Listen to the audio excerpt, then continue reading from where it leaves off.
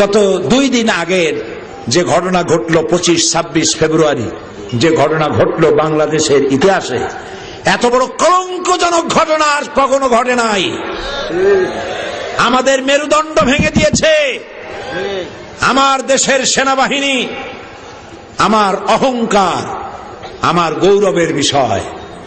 স্বাধীনতার সার্বভৌমত্বের অতন্দ্র প্রহরী, স্বাধীনতা যুদ্ধে বিশাল অবদান সেনাবাহিনীর এবং দেশ প্রেমের প্রত্যেকটি প্রশ্নে উত্তীর্ণ সেনাবাহিনী বিদেশে যেখানে গেছে সেখান থেকে কুড়িয়ে এনেছে বাংলাদেশের জন্য ভাব মর্যাদা। আমার সেই সেনাবাহিনীর ব্রিগেডিয়ার, জেনারেল, কর্নেল, ক্যাপ্টেন, এত অফিসার মারা গেল। পৃথিবীতে কোন যুদ্ধে, পৃথিবীর ইতিহাস বলে না, পৃথিবীর কোন যুদ্ধে এত অফিসার মারা গেছে ইতিহাস নাই। বাংলাদেশের অপূরণীয় ক্ষতি হয়ে গেল। বিডিআর আমার দেশের সীমান্ত পাহারা দেয়, বুকের রক্ত দিয়া, জীবনটা দিয়া পাহারা দেয়।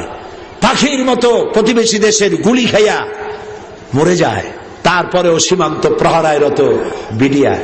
আমার এই শক্তিকে খর্ব করতে এলো যারা, কারা ষড়যন্ত্র করলো, কারা মারলো দিবালোকে দিনের বেলায় গুলি করে, এইভাবে নির্বিবাদে গুলি করে পালায় গেল, অপরিচিত গাড়ি নিয়ে ঢুকলো। পত্রপত্রিকায় দেখলাম, হতবাক হলো 15 কোটি মানুষ, বিস্ময়, হতবাক, বিমূঢ়, শোকাহত গোটা জাতি। আজ কি জবাব দেওয়া যাবে ওই সব অফিসারদের স্ত্রীদের, যেসব অফিসারের স্ত্রীগুলি বিধবা হয়ে গেল? মাত্র 2 মাস 3 মাস আগে বিয়ে হয়েছে, সে বউটাও বিধবা হলো। বাংলাদেশের ইন্সপেক্টর জেনারেল অফ পুলিশ, তার মেয়ের বিয়ে হলো, সে অফিসারটাও মারা গেল। মাত্র 2 মাস আগে বিয়ে হয়েছিল। 2 মাসের বিধবা মেয়েকে দেখে কি করে সে সামলাচ্ছে?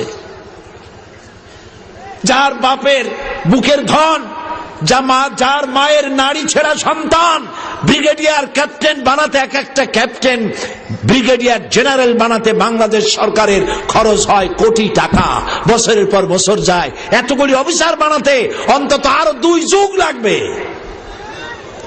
কারা করলো?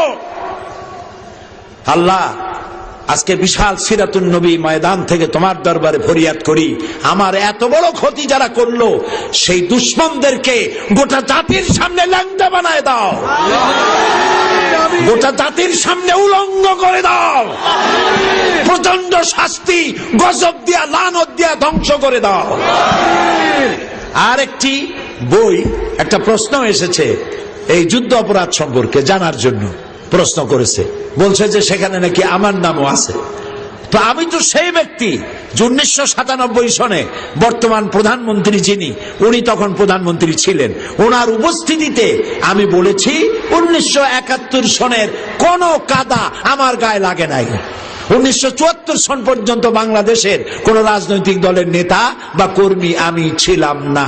আমি চ্যালেঞ্জ করেছি, ওই চ্যালেঞ্জ পার্লামেন্টে রেকর্ড হয়ে আছে। লতিফুর রহমান সাহেব জানেন, আমার ভাই, উনি জানেন পার্লামেন্টে যে যা বলে তা রেকর্ড হয়, বই হয়, সংসদের বিতর্ক, এই বইয়ের নাম, ওই বইয়ের মধ্যে আমার এই চ্যালেঞ্জ লেখা আছে। আমি বলেছি যে ব্যক্তি আমাকে এই ধরনের গালি দিবে, আমাকে স্বাধীনতা বিরোধী হাবিজাবি বলবে, আমি তা প্রমাণ করতে না পারলে 10 কোটি টাকার মানহানি মামলা দায়ের করব। আমি জনকণ্ঠ পত্রিকা আমার বিরুদ্ধে ওই কথা লেখার পর আমি ওই পত্রিকার বিরুদ্ধে 10 কোটি টাকার মানহানি মামলা দায়ের করেছি, মামলা এখনো বিচারাধীন। এরপরে যুদ্ধাপরাধী বলা হয়েছে। ঢাকায় বসে কেউ যুদ্ধাপরাধী বললে তো হবে না, বলতে হবে আমার এলাকার মুক্তিযোদ্ধাদের, তারা আমারে দেখছে যে আমি কি করছি, ঠিক না? পিরোজপুরের মুক্তিযোদ্ধারা বই লিখেছে আমার ব্যাপারে, বইয়ের নাম একটি বই বলছি ও মিথ্যাচার ও সাইদি প্রসঙ্গ প্রেক্ষিত মুক্তিযুদ্ধ 1971, বাংলাদেশের পতাকা খচিত এই বইটি